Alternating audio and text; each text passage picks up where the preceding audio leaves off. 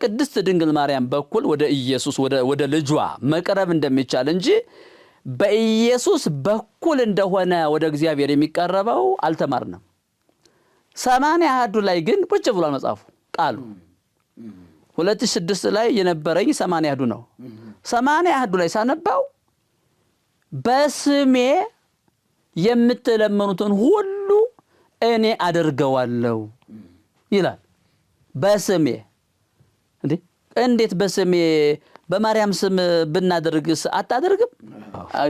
ስለዚህ ስህተት ውስጥ እንዳለው እኔ ብቻ አይደለሁም መላው የሀገራችን ሕዝብ የሚያምነው ነበር። እኔ የማምነው በማርያም በኩል ነው።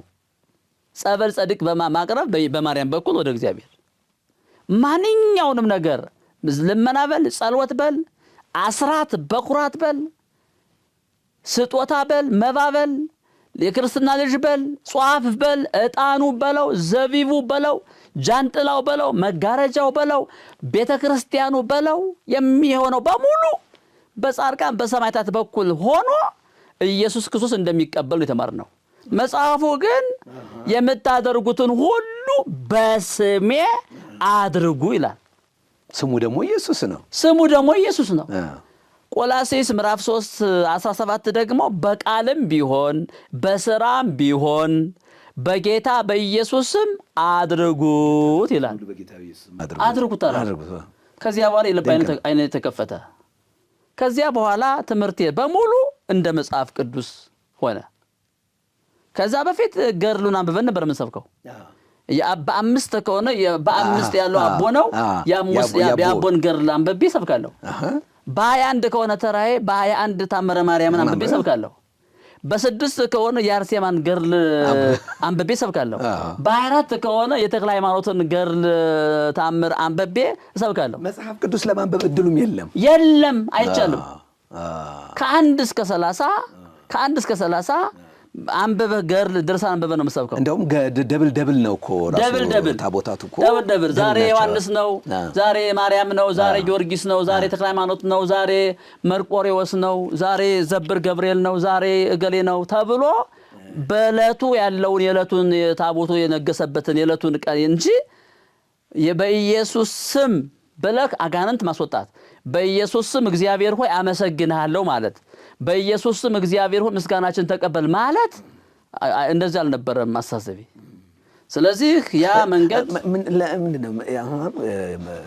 ሉቃስ ወንጌል ምዕራፍ 1 ላይ ኢየሱስ ትይዋለሽ ያለው ማርያም ራሱ ገብርኤል መጥቶ ማቴዎስ ምዕራፍ 1 ላይ ስሙን ኢየሱስ ትለዋለህ ሕዝቡን ከኃጢአታቸው ያድናቸዋል ማለት መልአኩ ነው እንደዚህ ያለው። ግን ፊደል ነው ስናነበው እግዚአብሔር መንፈሱን ካለቀቀልህ ታነበዋለህ እኮ። ትጸንሲ ወትወልዲ ትጸንሻለሽ ወንድ ልጅም ትወልጃለሽ ስሙንም ኢየሱስ ትይዋለሽ ተብሎ እኮ ተጽፏል።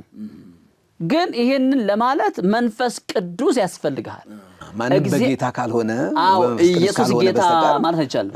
አንደኛ ቆሮንቶስ ምዕራፍ 12 ላይ ኢየሱስ ክርስቶስ ጌታ ነው ማለት አይቻልም። አብ ከሳበው በቀር እኮ አለ ወደኔ ሊመጣ የሚችል ማንም የለም ነው የሚለው። ሌላው ለጴጥሮስ ስጋና ደም አልገለጠልህም። ትምህርቶቻችን በሙሉ በስጋና በደም የተመሰረቱ ነበሩ ከዛ በፊት እና መጽሐፍ ቅዱስን ስታነብ ግን እግዚአብሔር ሲረዳህ መንፈሱን ሲያፈስልህ ኢየሱስ ጌታ መሆኑን ትመሰክራለህ። አሁን እኮ ኢየሱስ ጌታ ነው ብለህ 3 የአውደ ምሕረት ላይ በትናገር አውርደው ነው እንደ ኳስ የሚመቱ። አይቻልም። እግዚአብሔር ደግሞ ምን አለ? ይሰግድ ኩሉ ብርክ በሰማይና በምድር ከምድር በታች ያለ ፍጥረት ሁሉ በኢየሱስ ስም ይንበረከካሉ ነው የሚለው። ምላስም ሁሉ ለእግዚአብሔር አብ ክብር ኢየሱስ ክርስቶስ ጌታ ነው ብሎ ይመሰክራሉ። እኛ እኮ ይህንን እንዳንል አይፈቅድም ነበር። እዛ ሳለው አይፈቅድም። ትምህርቱ ገድሉ አይፈቅድልህም። ይህንን ለማለት ሰዓቱ አይፈቅድልህም። ሰዓት የለህም። የዕለቷን የቀኗን የምታስተምር ኢየሱስ ድጓው ጾመ ድጓው ዜማው ሙኑ በዚህ በገድላቱ እንትን የተዋቀረ ነው። አሁን ለምሳሌ ዛሬ